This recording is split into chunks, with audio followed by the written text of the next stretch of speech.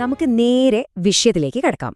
ഇത് വളരെ ചെറിയൊരു പുസ്തകമാണ്, പക്ഷേ ഇതിലെ വാഗ്ദാനം വളരെ വലുതാണ്. ദശലക്ഷക്കണക്കിന് ആളുകളുടെ ജീവിതം മാറ്റിമറിച്ച ഒരു കഥയാണിത്. ഓഗ് മാൻഡിനോയുടെ ലോകത്തിലെ ഏറ്റവും മഹാനായ വിൽപ്പനക്കാരൻ എന്ന പുസ്തകത്തിന്റെ പ്രധാന ആശയം ഇതാണ്. പക്ഷേ ഇതൊരിക്കലും സെയിൽസിനെക്കുറിച്ച് മാത്രമല്ല, നമ്മുടെയൊക്കെ ജീവിതത്തെക്കുറിച്ചാണ് സംസാരിക്കുന്നത്.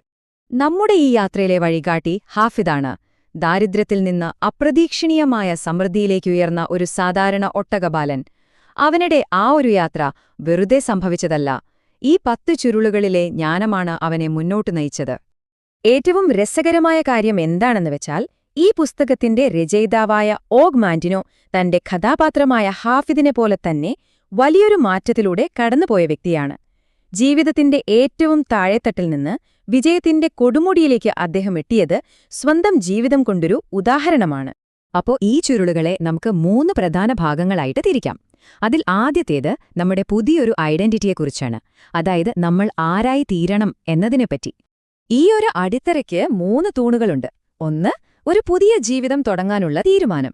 2, നിങ്ങളുടെ വില എന്താണെന്ന് നിങ്ങൾ തന്നെ തിരിച്ചറിയുന്നത്. 3, നിങ്ങളുടെ വികാരങ്ങളെ നിയന്ത്രിക്കാൻ പഠിക്കുന്നത്.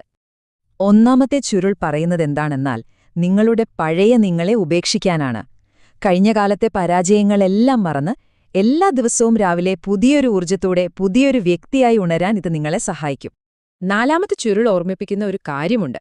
ഈ 800 കോടി ജനങ്ങളുള്ള ലോകത്ത് നിങ്ങളെപ്പോലെ വേറൊരാളില്ല.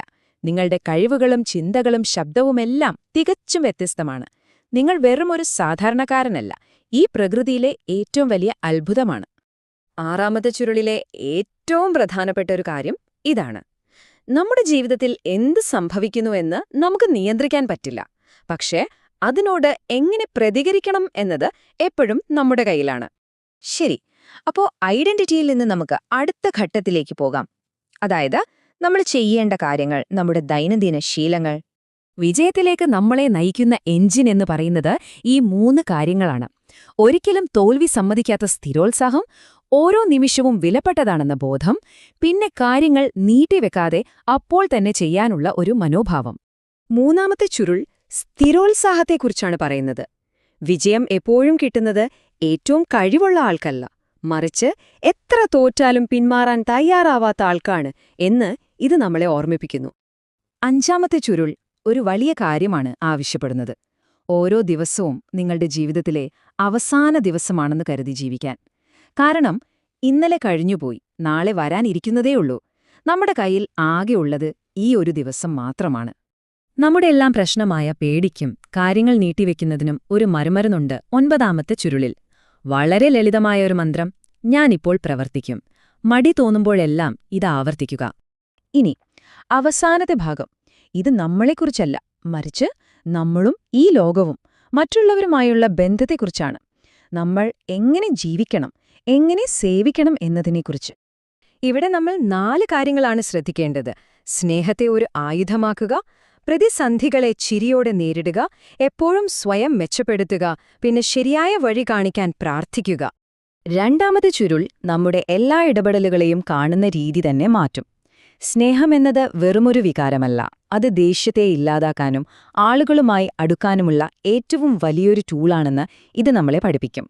7ാമത്തെ ചുരുൾ നമുക്ക് വളരെ വ്യത്യസ്തമായൊരു ഉപായം പറഞ്ഞു തരുന്നുണ്ട്: ചിരി. അതെ, ചിരി. ജീവിതത്തിലെ പ്രശ്നങ്ങളെ ചെറുതാക്കാനും നമ്മുടെ ഈഗോയെ നിയന്ത്രിക്കാനും ഇത് സഹായിക്കും. എല്ലാത്തിനെയും അത്ര സീരിയസ് ആയിട്ട് എടുക്കേണ്ടതില്ലെന്ന് നമ്മളെ ഓർമ്മിപ്പിക്കും. 8ാമത്തെ ചുരുൾ നമ്മളെ ഒരു കാര്യത്തിന് വെല്ലുവിളിക്കുകയാണ്.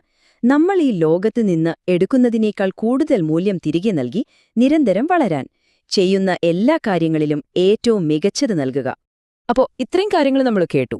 ഇനി ഏറ്റവും പ്രധാനപ്പെട്ട ചോദ്യം: ഈ അറിവുകളൊക്കെ എങ്ങനെ നമ്മുടെ ജീവിതത്തിന്റെ ഒരു ഭാഗമാക്കാം, അതും ഇന്നു മുതൽ? നമ്മൾ കണ്ട ഹാഫിദിന്റെ ജീവിതം മാറിയത് ഈ 3 വ്യക്തമായ ഘട്ടങ്ങളിലൂടെയാണ്. ആദ്യം സ്വന്തമായൊരു വ്യക്തിത്വമുണ്ടാക്കിയെടുത്തു, പിന്നെ ചിട്ടയായ ശീലങ്ങൾ തുടങ്ങി, അവസാനം സ്നേഹവും സന്തോഷവും ലക്ഷ്യവുമുള്ള ഒരു ജീവിതം നയിച്ചു. അപ്പോ നിങ്ങളോട് എനിക്കൊരു ചോദ്യമുണ്ട്. ഈ കേട്ടതില് ഏത് ചുരുളിലെ ആശയമാണ് നിങ്ങളെ ഏറ്റവും കൂടുതൽ സ്വാധീനിച്ചത്? അത് സ്ഥിരോത്സാഹമാണോ, സ്നേഹമാണോ, അതോ ഇപ്പോൾ തന്നെ പ്രവർത്തിക്കാനുള്ള ആഹ്വാനമാണോ? ഏതാണോ അതിന് നിങ്ങളുടെ വഴികാട്ടിയാക്കൂ. നിങ്ങളുടെ ഉത്തരം താഴെ കമന്റായിട്ട് അറിയിക്കണം. ഈ ഒരു യാത്രയിൽ നമുക്ക് ഒരുമിച്ച് മുന്നോട്ട് പോകാം. അതിനായി ഈ ചാനൽ ലൈക്ക് ചെയ്യാനും സബ്സ്ക്രൈബ് ചെയ്യാനും മറക്കരുത്. ഒന്നാമത്തെ ചുരുളിലെ ആ വാഗ്ദാനം എപ്പോഴും ഓർക്കുക. ഇന്നലെ എന്ത് തന്നെ സംഭവിച്ചിട്ടുണ്ടെങ്കിലും നിങ്ങളുടെ ഏറ്റവും മികച്ച ജീവിതം ഇനിയും വരാനിരിക്കുന്നതേയുള്ളൂ. ഓരോ ചുരുളുകളായി അത് നമുക്ക് സ്വന്തമാക്കാം.